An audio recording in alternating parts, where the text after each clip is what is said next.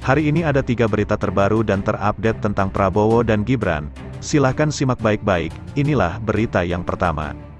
Soal program makan siang gratis Prabowo Gibran, disindir Ganjar Mahfud, pengamat soroti hal ini. Calon Presiden nomor urut 2, Prabowo Subianto dan Gibran, memiliki program makan siang gratis dengan anggaran fantastis. Program makan siang gratis Prabowo Gibran ini diperkirakan akan menelan anggaran hingga 400 triliun per tahun. Pasangan nomor urut 3, Ganjar Pranowo Mahfud MD, pun beberapa kali memberikan komentar terkait program ini. Ganjar sempat bertanya kepada milenial dan Gen Z, apakah lebih memilih internet gratis atau makan siang gratis. Ganjar ke Boyolali beberapa hari lalu, ia mengatakan bahwa pada kunjungan tersebut, mayoritas lebih memilih internet gratis. Karena makan siang sudah cukup, ucap Ganjar. Ganjar menyebut jika dirinya bersama Mahfud MD menilai bahwa jika kreativitas anak muda itu terfasilitasi, maka kemajuan bisa dicapai lebih cepat. Nantinya, sambung Ganjar, internet gratis di sekolah-sekolah akan membuat guru-guru kreatif, bisa merangsang siswa-siswi untuk bisa meraih lompatan. Teman-teman, negeri ini bisa maju kalau kita mampu melompat. Kalau kita bisa melakukan lompatan, maka 2045 adalah cerita benar bukan cerita bohong. Karena semangat perubahan yang akan kita dorong untuk melakukan lompat-lompatan yang tinggi, tegas Ganjar. Sementara itu, menurut Mahfud MD, program makan siang milik Prabowo Gibran tersebut bagus, tetapi tak jelas prospeknya. Mahfud MD kemudian menyampaikan, dirinya bersama Ganjar Pranowo memiliki program yang lebih baik daripada makan siang gratis itu. Program yang dimaksudnya adalah gastronomi. Ia menilai hal ini akan lebih memberdayakan masyarakat. Mahfud meyakini program gastronomi nantinya akan bermanfaat bagi masyarakat Indonesia. Kita lebih dari itu, orang tidak hanya dikasih ikan, tapi diberi pancingnya, pancing ikan. Kalau soal makan, kita punya program namanya gastronomi, bukan hanya makan siang, tapi makanannya juga sehat. Karena makan siang gratis susu dan sebagainya itu kan impor, kira-kira barang-barang impor. Kalau gastronomi dari bumi kita dan laut-laut kita. Itu nanti, tapi tidak dalam sebuah program yang khusus dan seketika. Itu nanti akan menjadi bagian program yang jangka panjang, ungkapnya. Program makan siang gratis dengan anggaran besar ini kemudian disoroti oleh Direktur Eksekutif Institute for Democracy and Strategic Affairs, Ahmad Khoirul Umam. Dirinya melihat adanya potensi masalah seperti korupsi pada program ini di kemudian hari. Ia kemudian menilai bahwa yang dibutuhkan masyarakat saat ini ialah program yang dapat memberikan dampak langsung pada pembangunan masa depan. Bagi kelompok masyarakat dengan kategori miskin dan hampir miskin, tentu program-program yang sifatnya transaksional akan menjadi insentif elektoral yang sangat memadai. Tapi kan yang dibutuhkan masyarakat umum itu bagaimana kemudian program-program itu membawa dampak langsung pada pembangunan ke depan, kata Umam kepada wartawan. Umam menyebut program-program dengan embel-embel gratis dari kontestan Pilpres 2024 menguntungkan dari sisi insentif elektoral. Namun, ia menyebut aspek prioritas penyusunan program harus diperhatikan oleh para kandidat.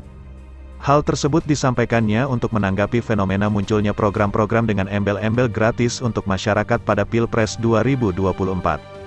Menurut Umam, program-program gratis tersebut berkaitan langsung dengan kekhawatiran masyarakat mengenai mahalnya harga-harga kebutuhan. Kita memiliki struktur masyarakat yang sekitar 40% yang terkategori miskin atau hampir miskin dalam kategori Bank Dunia, tetapi kemudian kelompok itu harus dipetakan betul, mana yang berhak mendapat uluran tangan negara, mana yang tidak, jelas Umam. Mengenai program makan siang dan susu gratis Prabowo Subianto Gibran Raka Buming Raka, Umam menyinggung transformasi ekonomi negara-negara Asia Timur yang disebutnya bertumpu pada penguatan sumber daya manusia. Untuk transformasi ekonomi, hal yang diperlukan adalah meletakkan penguatan basis pendidikan yang terintegrasi dengan industri, ucap Umam. Itulah berita yang pertama, sekarang Mimin akan bacakan berita yang kedua. Ketika Anies Baswedan kampanye lewat live TikTok, kubu Prabowo Gibran bilang, kami sudah pakai AI. Juru bicara tim kampanye nasional, TKN Prabowo Gibran, Herzaki Mahendra Putra merespons pemberitaan terkait strategi Capres nomor urut 1, Anies Baswedan menggunakan TikTok untuk kampanye. Herzaki menilai wajar kubu lawan baru sekali atau 2 kali menggunakan medsos untuk kampanye lalu ramai diberitakan. Tapi, kalau misalkan ada teman-teman lain dari tempat lain ya yang baru sekali 2 kali melakukan kampanye digital lalu kemudian ternyata dapat reaksi positif dan kemudian menjadi pemberitaan ya menurut kami wajar-wajar saja, kata Herzaki. Bahkan ia menganggap jika kini TKN Prabowo Gibran justru sudah lebih jauh maju, pasalnya sudah merambah teknologi artificial intelligence, AI. Tapi, kalau kami sudah sering kali melakukan hal-hal itu, dan kami sudah melangkah jauh lebih ke depan dalam konteks bagaimana menggunakan teknologi AI ini gitu, beber dia. Saat ini pasangan Prabowo Gibran juga menyerap aspirasi dari masyarakat dengan cara terjun langsung melakukan belusukan. Kata dia, dengan begitu, interaksi antara masyarakat dengan calon pemimpinnya bisa lebih maksimal.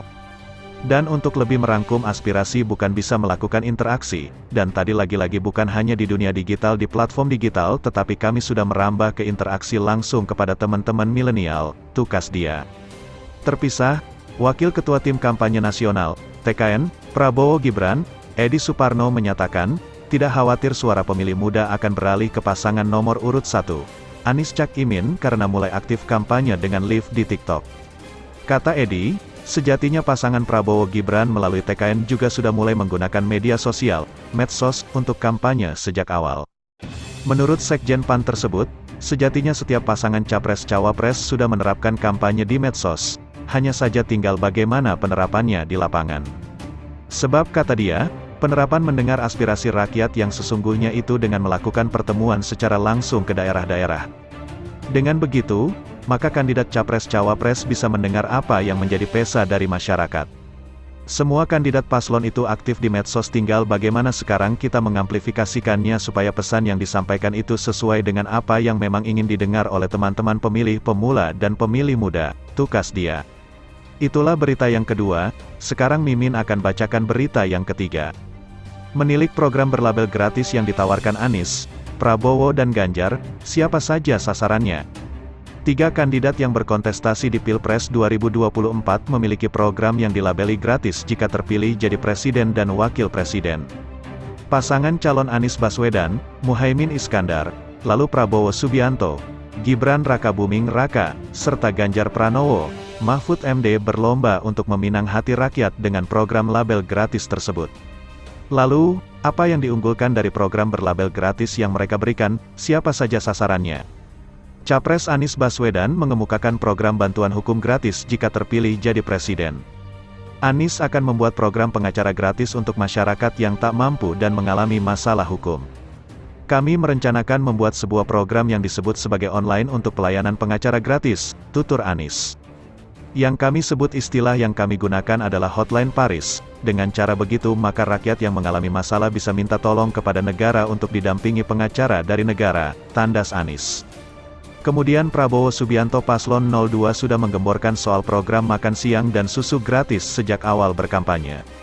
Ketua Dewan Pakar TKN Prabowo Gibran, Burhanuddin Abdullah yang dikutip dari Kompas TV menjelaskan rincian program tersebut. Burhanuddin mengatakan rincian dari program makan siang dan susu gratis itu untuk 82,9 juta anak di seluruh Indonesia.